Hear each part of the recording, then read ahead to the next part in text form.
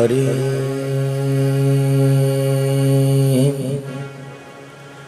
स्वस्ति श्री गणेशाय नमः। स्वस्ति श्री गणेशाय नमः। स्वस्ति श्री गणेशाय नमः। ओम नमो भगवते वासुदेवाय। वंशी विभूषितकरा नवनीरदाभात् पीताम्बरादरुणबिम्बफलाधरोष्टात् पूर्णेन्दुसुन्दरमुखादरविन्दनेत्रात् कृष्णात् परं किमपि तत्त्वमहं न जाने। कृष्णत्वदीयपदपङ्कजपञ्जरान्ते अद्यैव मे विशतु मानसराजहंस। प्राणप्रयाणसमये कफवातपित्तैः कण्ठावरोधनविधौ स्मरणं कुतस्ते। वक्रतुण्डमहाकाय सूर्यकोटिसमप्रभ निर्विघ्नं कुरु मे देव सर्वकार्येषु सर्वदा। शुक्लां ब्रह्मविचारसारपरमाद्यां जगद्व्यापिनीं वीणापुस्तकधारिणीमभयदां जाड्यान्धकारापहां हस्ते स्फाटिकमालिकां विदधति पद्मासने संस्थितां। वन्दे तां परमेश्वरीं भगवतीं बुद्धिप्रदां शारदां। लोकाभिरामं रणरङ्गधीरं राजीवनेत्रं रघुवंशनाथं कारुण्यरूपं करुणावतारं श्रीरामचन्द्रं शरणं प्रपद्ये। मनोजवे दासविशालबुद्धे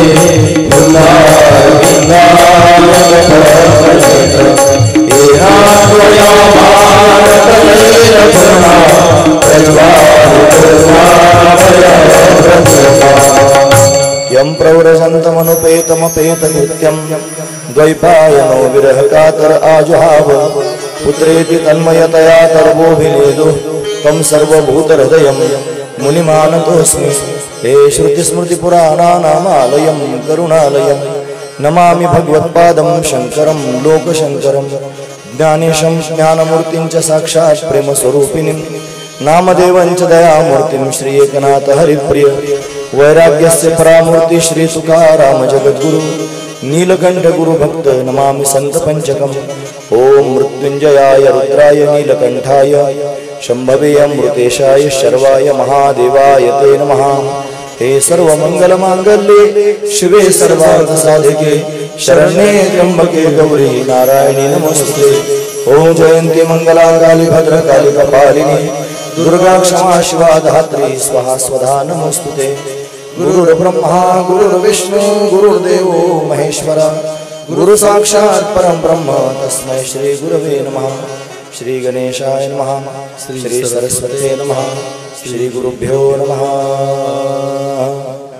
ओम नमः शिवाय ओम नमः शिवाय हर हर भोले नमः शिवाय नमः शिवाय ओम नमः शिवाय हर हर भोले नमः शिवाय ओम नमः शिवाय ओम नमः शिवाय हर हर भोले नमः शिवाय ओम नमः शिवाय ओम नमः शिवाय हर हर भोले नमः शिवाय।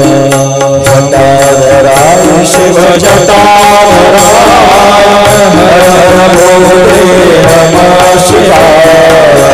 जटाधराय शिव जटाधराय हर हर भोले नमः शिवाय। गंगाधराय शिव गंगाधराय हर हर भोले नमः शिवाय। गंगाधराय शिव गंगाधराय हर हर भोले नमः शिवाय।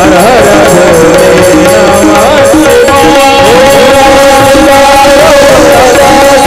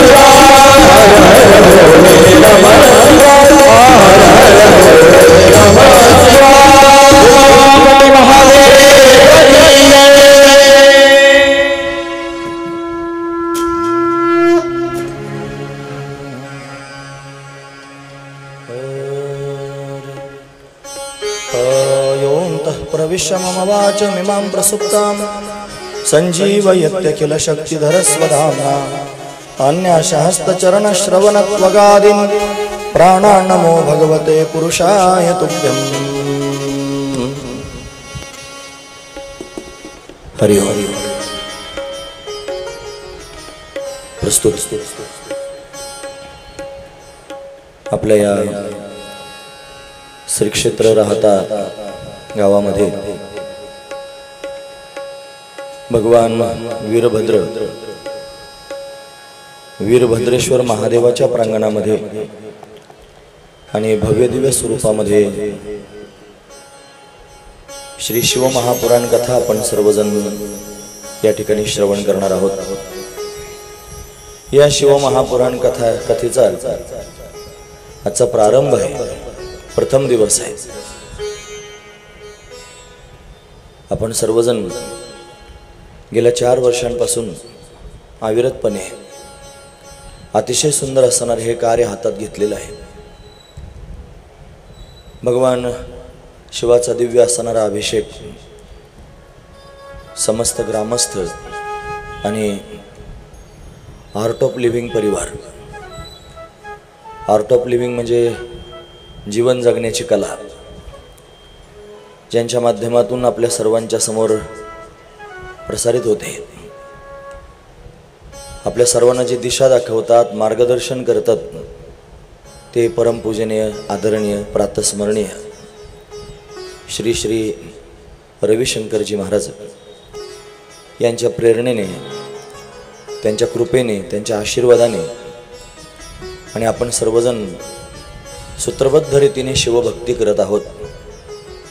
शिवभक्ती जीवनाचा सार आहे आणि ते आपल्याला महापुरुषांच्या माध्यमातून प्राप्त होत आहे। हे आपल्या सर्व लोकांचं सौभाग्य आहे। अनंत जन्माचं पुण्य उदयाला आलं की मनुष्य परमार्थ मार्गामध्ये येत असतो। फार जन्माचं पुण्य असावं लागेल तेव्हा भगवंताची भक्ती मनुष्याला त्यांनी घडते। एरवी सहजासहजी भगवंताच्या भक्तीमध्ये मनुष्य त्यांनी प्रवृत्त होत नाही। म्हणून ही भगवंताची भक्ती आपल्याला अनंत जन्माच्या पुण्याईनं प्राप्त झालेली आहे। तेव्हा आपण या भगवान शिवाच्या प्रांगणामध्ये उपस्थित होऊन संत महापुरुषांच्या मार्गदर्शनाने शिवभक्तीमध्ये पदार्पण केलेलं आहे। सुंदर असणारा हा सोहळा संपन्न होतो, रुद्राभिषेक होतो, सर्व लोकांना त्याच्यामध्ये सहभागी होता येतं। दिव्य असणारा आनंद उत्तरोत्तर वाढत चाललेला आहे। ही आपल्या सर्वांवर या महादेवाची वीरभद्राची कृपाच आहे। त्यांच्या कृपा प्रसादाने आपण सर्वजण या आनंदामध्ये चिंब होत आहोत, न्हावून निघत आहोत।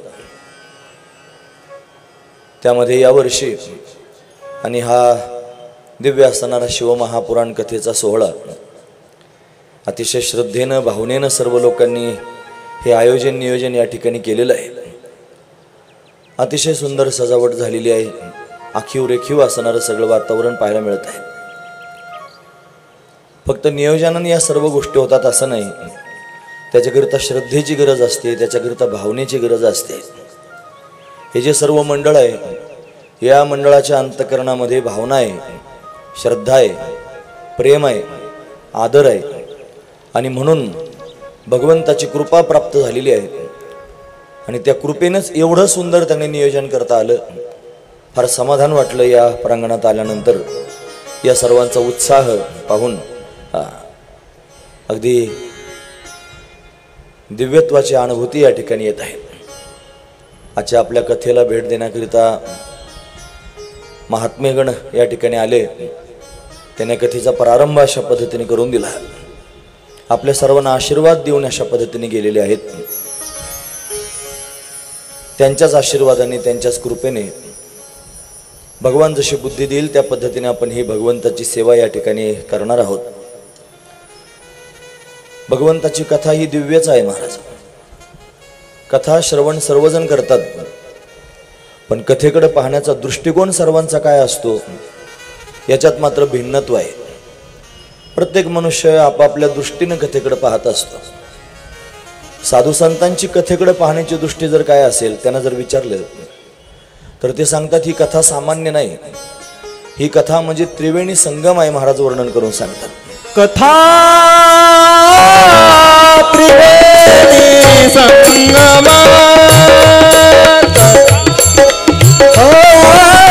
त्रिवेणी संगम, देवा भक्तानी नामा, देवा भक्तानी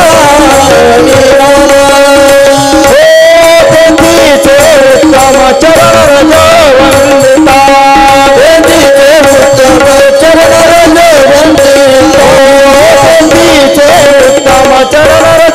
वंदिता,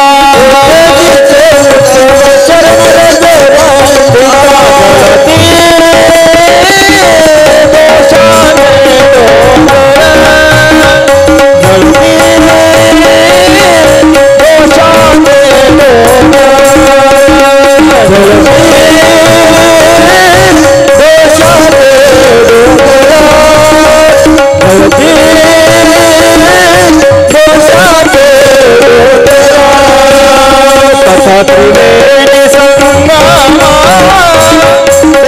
भक्तानि नामा, उत्तम चरण रजा वंदिता, तथा त्रिवेणी संगम, देवा भक्तानि नामा,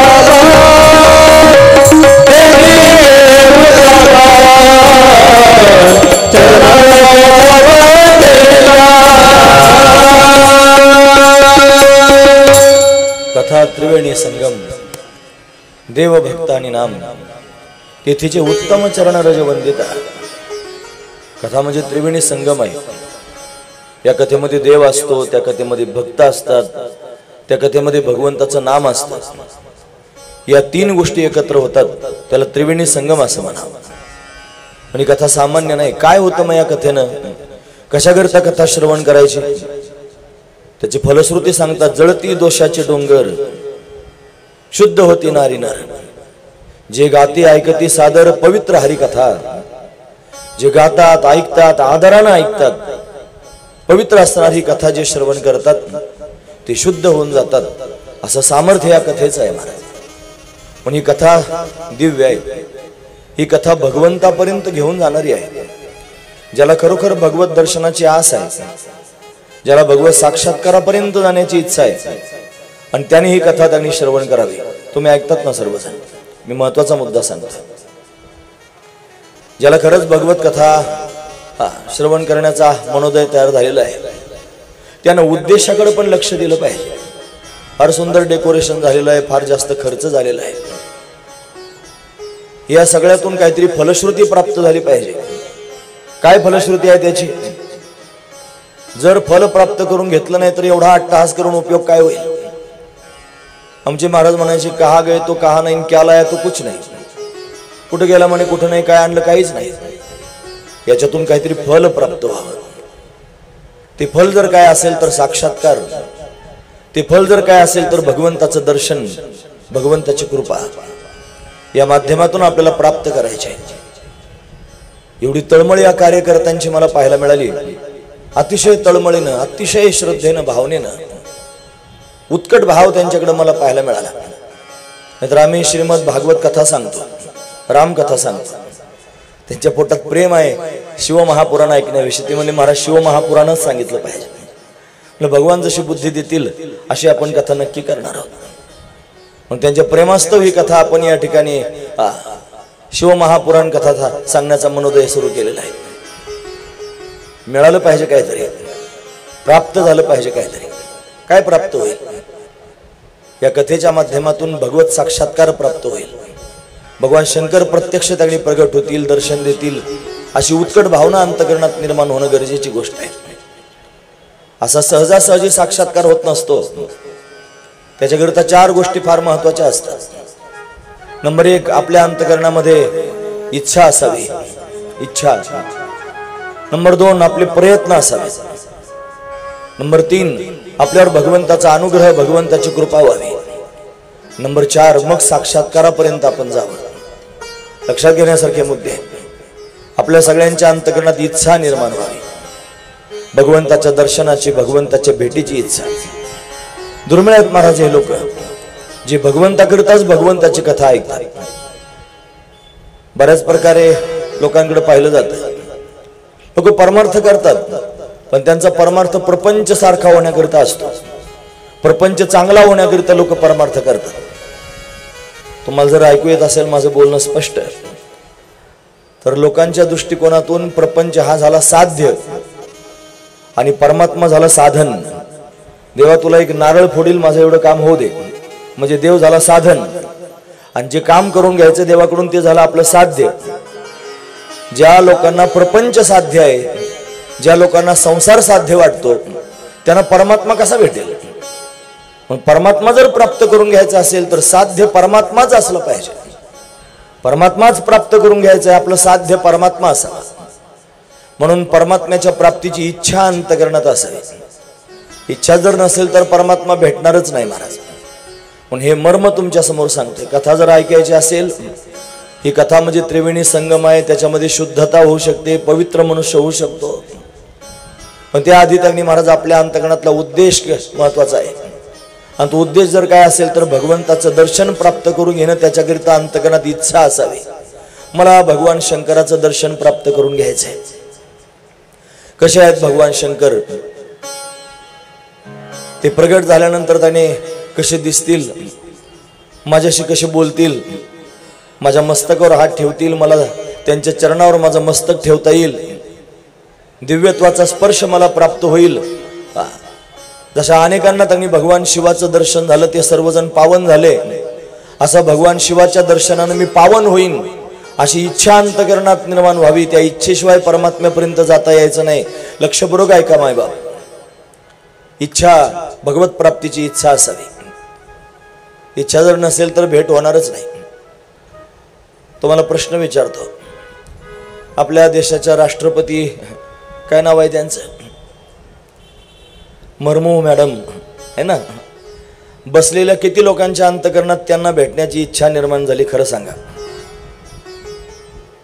क्वचित एखादा असेल हात वर करेल की मला भेटायची इच्छा आहे. पण आपल्या मनात कधी त्यांना भेटण्याची इच्छाच झाली नाही. जर इच्छाच नाही तर आपण त्यांच्यापर्यंत जाण्याकरिता अट्टहास कशाला करू? बरं, भेटता येणार नाही का त्यांना? भेटता येईल ना महाराज. प्रत्येक सामान्य मनुष्याला त्यांच्यापर्यंत जाता येईल. पण जाण्याकरिता इच्छा असावी लागेल ना. मग जाण्याकरिता काय करावं लागेल? त्याच्याकरिता प्रयत्न करावे लागतील.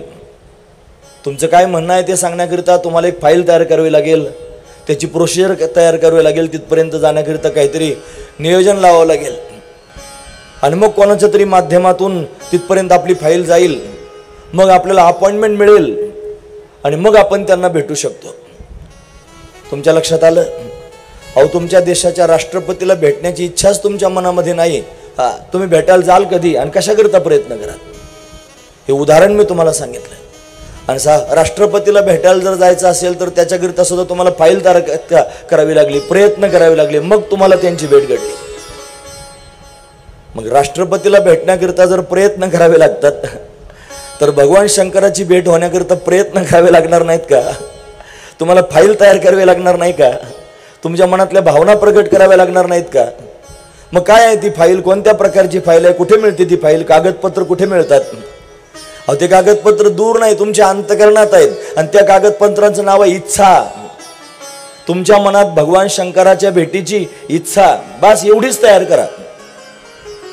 तुम्ही काही क्वालिफाईड आहात, तुम्ही आणखी काय आहात, फार श्रीमंत आहात, हे काहीच पाहिलं जात नाही. त्या फाईलमध्ये लिहावं लागत नाही. त्याच्यामध्ये फक्त भाव महत्वाचा आहे. भाव. तुमच्या अंतकरणात भगवान शंकराविषयी भाव असावा. तुमच्या मनामध्ये भगवान शंकराला भेटण्याची इच्छा असावी. ही इच्छाच तिथपर्यंत नेणार आहे. पण फक्त इच्छा असून चालणार नाही. मग त्याच्याकरिता तुम्हाला प्रयत्न करावे लागतील. प्रयत्न. नंबर 2, दुसरा मुद्दा आहे प्रयत्न. बिगर प्रयत्नाचं जाता येणार नाही. माझा दृष्टांत तुम्ही ऐकलाय आता. तुम्हाला पंतप्रधानांना, राष्ट्रपतींना भेटायचे, भेटता येऊ शकतं, पण त्याच्याकरिता प्रयत्नच करावे लागतील. मग त्यांच्या भेटीकरिता जसे प्रयत्न करावे लागतात तसं भगवंताच्या भेटीकरिता सुद्धा तुम्हाला प्रयत्न करावे लागतील. बिगर प्रयत्नाचा देव भेटणार नाही महाराज. देव काय बाजारातला भाजीपाला नाही. तो काय रस्त्यावर पडलेला नाही, उठसूट कोणाला पण भेटेल असं नाही. मग त्याच्याकरता प्रयत्न असावे लागतील, पराकाष्ठा असावी लागेल आणि मग त्यांनी परमात्मा भेटेल. म्हणतात औरंगजेबानं आणि आपल्या धर्मावर फार मोठी मोठी आक्रमणं केली आणि त्या आक्रमणांमध्ये पुरातन असणारी मंदिरं, त्या मंदिरांमध्ये असणाऱ्या दिव्य मूर्ती देवतांच्या त्या भग्न करून टाकल्या, तोडून टाकल्या, फोडून टाकल्या.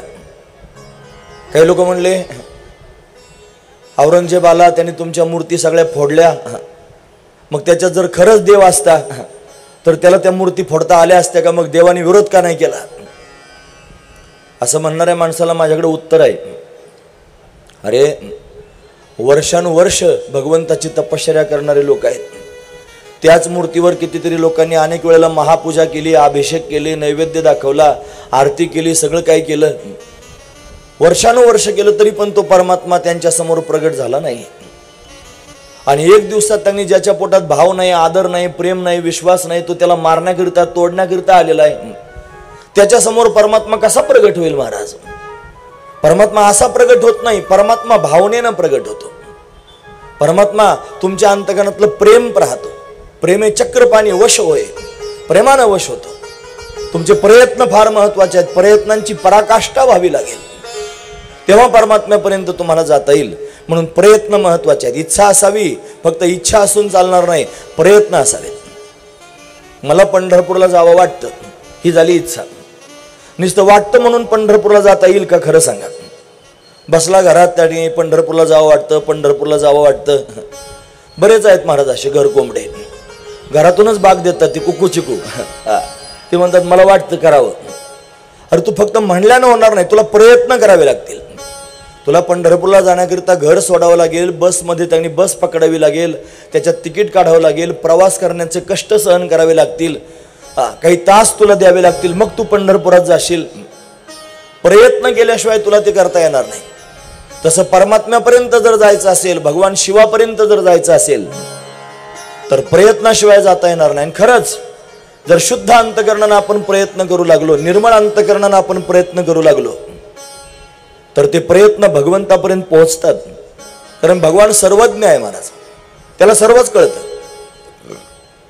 हे भगवान शिव बसलेले आहेत ना खाली, आपण पाहतो आहोत, ते डोळे बंद करून त्यांनी बसलेले आहेत, ध्यानस्थ आहेत. कोणाचं ध्यान करतायत असा जर विचार कोणी तुमच्या समोर मांडला तर तुम्हाला उत्तर देता आलं पाहिजे. ध्यान करतायत कोणाचं? हे सगळ्या जीवांच्या कल्याणाचा विचार करतायत, आपला उद्धार व्हावा याच्याकरिता ते प्रयत्न करतायत. ते आपल्याकरिता तयार आहेत महाराज, फक्त आपले प्रयत्न त्यांच्यापर्यंत गेले पाहिजे. ते सर्वज्ञ आहेत. सर्वज्ञ म्हणजे ज्यांना कालचं कळतं, आजचं कळतं, उद्याचं पण कळतं, अशी सर्वज्ञता ज्यांच्याकडे आहे ते सर्वज्ञ भगवान शिव आहेत, भगवान शंकर आहेत, भगवान रुद्र आहेत. आणि ते आपल्या सर्वांच्या अंतकरणातला भाव जाणतात, आपले प्रयत्न पाहतात. लगेच नाही येत, काही परीक्षा पण पाहिली जाते. जर परीक्षा न पाहता निकाल दिला तर मग त्याला काय किंमत आहे? ते ढकलणं होईल. मग काही परीक्षा पण द्यावी लागते, परीक्षा पण द्याव्या लागतात, मग ते प्रगट होतं. रावणासारख्याला परीक्षा द्यावी लागली. रावणासारखा भगवान शंकराचा भक्तच झाला नाही महाराज. लोक रावणाला फार नावं ठेवतात. रावण मोठा विलक्षण असणारा भक्त होता. पुढे येणार आहे कथा.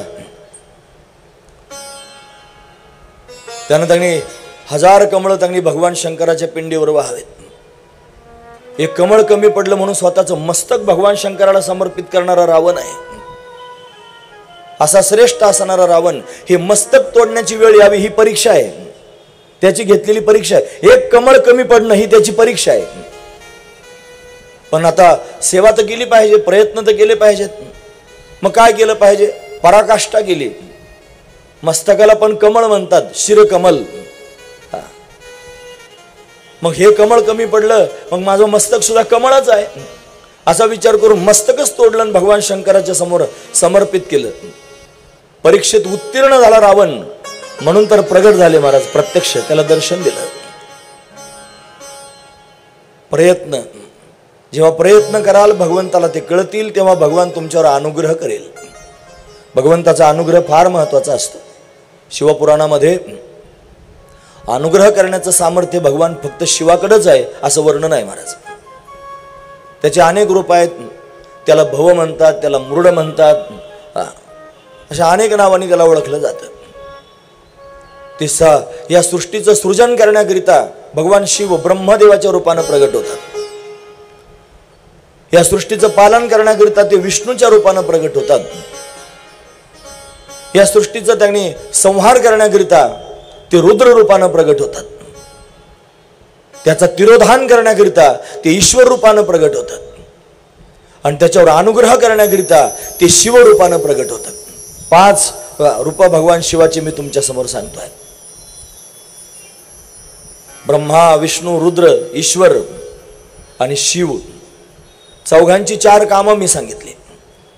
एक सृजन करतो, एक पालन करतो, एक संहार करतो, एक तिरोधान करतो, म्हणजे मिसळून टाकतो, एकत्र करतो. आणि हे सगळं करण्याकरिता दिव्य शक्तीची आवश्यकता असते. ती शक्ती देण्याचं जो काम करतो त्याचं नाव आहे शिव. अनुग्रह करण्याचं काम भगवान शिव करतात. म्हणून शिव अनुग्रह करणारी देवता आहे. आणि आपल्या सर्वांना अनुग्रहाची आवश्यकता आहे. भगवान शिवाच्या कृपेची आवश्यकता आहे. ती कृपा, तो अनुग्रह त्यांनी भगवान शंकर आपल्यावर करतील.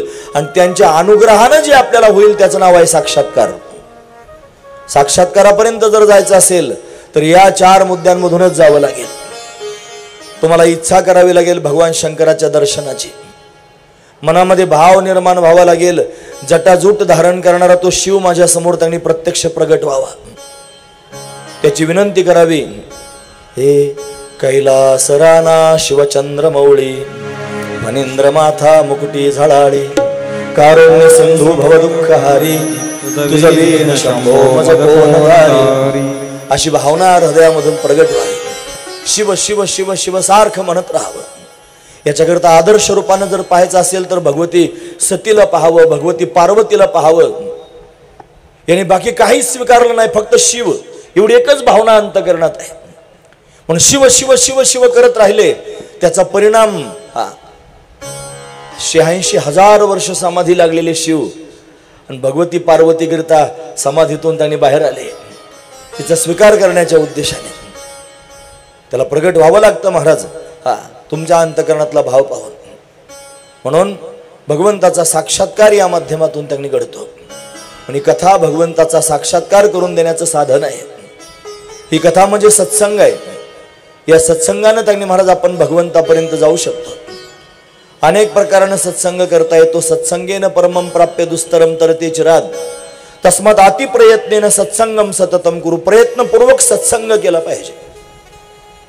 अतिप्रयत्न केले पाहिजे सत्संगाकरिता. या सत्संगातच माणसाच्या अंतःकरणात इच्छा निर्माण होऊ शकते. हे तुम्ही ऐकलत ना आता सगळं. तुमच्या मनात कुठेतरी स्पर्श झाला की खरंच मला भगवान शंकराच्या भेटीची इच्छाच नाही. ही इच्छा मी प्रगट केली पाहिजे. येतील, मी त्यांना प्रत्यक्ष पाहिल. अतिशय सुंदर आहेत महाराज ते. कर्पूर गौरम. कर्पूर म्हणजे कापूर, गौर म्हणजे गोरे. कापरासारखी गोरे आहेत महाराज. कर्पूर गौरम करुणावतारम संसार सारम भुजगेंद्रहारम सदा वसंतम हृदयारविंदे भवम भवानी सहित नमामि. भवानी सहित भव म्हणजे भगवान शिव माझ्या समोर प्रत्यक्ष प्रगट व्हावेत. त्यांच्या मस्तकावर त्यांनी गंगा जटाजूट त्यांनी धारण केलेले आहेत. मग कपाळावर चंदन लावलेले आहे. त्रिनेत्रधारी भगवान शिव. सर्प गळ्यात घातलेलं आहे. हातामध्ये त्रिशूळ डमरू आहे. गजचर्म व्याघ्रांबर परिधान केलेलं आहे. रुद्राक्षाच्या माळा भगवंतानं धारण केलेल्या आहेत. असा दिव्य असणारा शिव माझ्या समोर प्रत्यक्ष प्रगट व्हावा आणि मी डोळे भरून भगवान शिवाला प्रत्यक्ष पाहावं. याचं नाव आहे इच्छा. अशी इच्छा निर्माण व्हावी. सर्वांना ही इच्छा निर्माण होऊ शकते. सर्वजण अशा पद्धतीने भगवान शिवाला पाहू शकतात. अशी इच्छा कराच खरोखर सगळ्यांनी. आज कथेचा पहिलाच दिवस आहे आणि ही प्रस्तावना मी तुमच्या समोर करतोय. या प्रस्तावनेची फार गरज आहे महाराज. जर तुमच्या मनामध्ये भगवान शंकराच्या इच्छेची भेटीची इच्छा जर निर्माण झाली नाही तर मग फक्त कथा ऐकून काय करणार आहात? कशाकरता कथा ऐकायची हे पण कळायला पाहिजे ना. ही कथा त्याच्या दर्शनाकरिता ऐकायची. एवढा मुद्दा जरी माझ्या या बडबडीतून तुमच्या पोटात घुसला तरी फार मोठी गोष्ट झाली महाराज. मला असं वाटतं आता की आपण सर्वजण कथा ऐकत असताना मनात हा भाव ठेवून ऐकाल की या माध्यमातून मला शिवदर्शन होणार आहे. मला भगवान शंकराचा साक्षात्कार होणार आहे, आत्मविश्वास अंतकरणात असावा की मला साक्षात्कारापर्यंत जाता येणारच आहे. म्हणून हा दृढ भाव, ही कथा त्यांनी तेच काम करते. कथा हा सत्संग आहे. हा सत्संग सहजासहजी प्राप्त होत नसतो. जगाच्या बाजारात बरंच काही मिळतं महाराज. तात मिले पुनि मात मिले, सुत भ्रात मिले, युवती सुखदाई, राज मिले गज राज मिले, सब साज मिले, मनवांछित पाई, लोक मिले विधि लोक मिले, सुर लोक मिले, वैकुंठई जाई, सुंदर और मिले सब ही, पर संत समागम दुर्लभ भाई. हा सत्संग त्यांनी फार दुर्लभ आहे. म्हणून सत्संग या ठिकाणी आपल्याला घडतोय. या सत्संगाचं जे आयोजन होतं ना महाराज, या आयोजनानं आयोजकांना पुण्य प्राप्त होतं. जे आयोजक आहेत ना या कथेचे, या सत्संगाचे, ते पुण्याचे भागीदार आहेत महाराज. जे कथेचं आयोजन करतात, याच्यामध्ये कष्ट घेतात, काही समोर असतात, काही पडद्याच्या आड असतात. हे एवढं सगळं उभं करणं म्हणजे काय सोपी गोष्ट नाही. हा म्हणजे बोलाचा भातन बोलाची कडी नाही. चांगले चांगले नियोजन करणारे थक्क होतील हे सगळं पाहिल्यानंतर. मोठी गोष्ट आहे. म्हणून कथेचं आयोजन हे पुण्य प्राप्त करून देणार आहे. ज्यांनी आयोजन केलं त्यांना पुण्य प्राप्त होणार आहे. या कथेचं जर तुम्ही श्रवण केलं अंतकरणापासून, मनापासून कथा जर ऐकली तर ऐकणाऱ्यांचं पाप घालवते कथा. कथेच्या श्रवणानं पाप जातं. तुम्ही ऐकतात ना सर्वजण. आता आपल्याला कथा ऐकायची म्हणल्यावर मला हे सांगणं क्रमप्राप्त आहे महाराज, की उगाच कथा ऐकायला आपण गेलो काय पदरात पडणार आहे. मग काय मिळेल कथा श्रवणानं? कथेच्या श्रवणानं पाप जाईल. नाही तुमच्या मनात इच्छा निर्माण झाली भगवत भेटीची आणि तरी पण तुम्ही ऐकण्याकरिता तुमच्या कानावून जरी गेलं तरी पापमुक्त व्हाल. हे पाप घालवणारी कथा आहे. श्रवणानं पाप जातं. जे सांगितलंय कथेमध्ये त्याचं मनन जर केलं, त्याचं जर आपण मनन केलं तर आपल्याला त्यांनी आत्मबोध प्राप्त होऊ शकतो. आत्मबोधापर्यंत जाता येईल. मी कोण आहे याचं ज्ञान प्राप्त होईल. ते ज्ञान फार गरजेचं आहे महाराज. आता जे महात्मे आपल्याकडे आले होते ना, आत्मा मालिक, काय त्याचा अर्थ होतो? आत्मा जो सगळ्यांमध्ये गच्च भरलेला आहे, ओतपुरोत आहे. अनोरणीयान महतो महियान आत्मस्य जंतुर्निहितो गुहायाम तमकृतु पश्यति वितशोका धातू प्रसादान महिमान आत्मन. उपनिषदातली श्रुती आहे महाराज.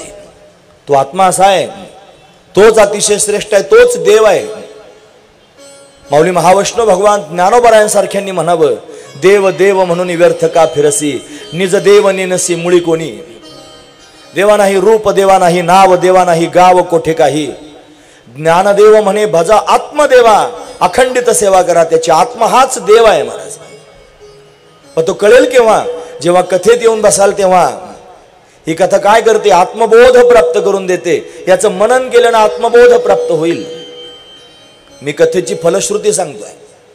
तुम्हाला ऐकायची आहे ना कथा? उद्या घरी गेल्यानंतर लोक विचारतील तुम्ही कथेला गेला होतात, काय आहे कथेनं, काय मिळतं कथेनं, सांगा. कथेच्या आयोजनानं पुण्य प्राप्त होतं. या कथेच्या श्रवणानं पाप जातं. कथेचं मनन केल्यानं आत्मबोध प्राप्त होतो. आणि कथेचं निधिध्यासन जर केलं तर साक्षात्कार होतो. हा साक्षात्कार या माध्यमातून घडू शकतो. ही कथा साक्षात्कार घडवून देणारी कथा आहे. अशा पद्धतीनं कथेकडे पाहिलं पाहिजे महाराज. जशी गोमाता गवत खाते, तिनं गवत खाल्ल्यानंतर थोड्या वेळानं ती रवंथ करते. रवंथ ही प्रक्रिया आहे तिची. खाल्लेलं पुन्हा आणि तोंडात आणते, ती परत चावते, परत पोटात पाठवते. आणि रवंथ करून झाल्यानंतर ती झाडाखाली म्हणा, सावलीला म्हणा, शांतपणे बसते. तिच्या चेहऱ्यावर जो भाव असतो ना, तो समाधानाचा भाव असतो. ते समाधान हेच निधिध्यासन आहे. तिचं गवत खाणं म्हणजे श्रवण करणं आहे आपलं. ते रवंथ करणं म्हणजे मनन करणं आहे. आणि मनन झाल्यानंतर आत्मबोधावर आरूढ होणं, साक्षात्कारापर्यंत जाणं हेच निधिध्यासन आहे. आपलं जीवन जर समाधानानं ओतप्रोत भरावं असं वाटत असेल, आपलं जीवन जर परिपूर्ण व्हावं असं वाटत असेल तर आपण कथेचं श्रवण केलं पाहिजे महाराज. महत्वाची गोष्ट आहे. ही कथा पावन करणारी आहे, मंगलमय असणारी कथा आहे. म्हणून भगवंताच्या कृपेनं कथा प्राप्त होत असते. आपल्या सगळ्यांवर भगवान शिवाची कृपा झालेली आहे. भगवान शंकरानं आपल्यावर कृपा केली. त्याच्या कृपेनं आपल्याला कथा प्राप्त झाली. मग दुर्लभ असणाऱ्या गोष्टी आपण पाहिल्या. राज मिले, राजपद प्राप्त होऊ शकतं. गजराज मिले, सबसाज मिले, मनवांछित पाई, मनासारख्या सगळ्या गोष्टी प्राप्त होतील. लोक मिले, सुरलोक मिले, विधी लोक मिले, वैकुंठही जाई, वैकुंठात पण जाता येईल. सुंदर और मिले सबही, सगळे मिळेल. पर संत समागम दुर्लभ भाई, दुर्लभ आहे संत संगती. म्हणजे या कथेच्या माध्यमातून संत संगती घडेल. कशी घडेल? या कथेचे प्रवक्ते आहेत भगवान शिव. भगवान शिवानं आज्ञा दिली आणि भगवान शिवाच्या आज्ञेने ही कथा त्यांनी महाराज प्रगट झाली. व्यासदेवांनी या कथेची रचना केली.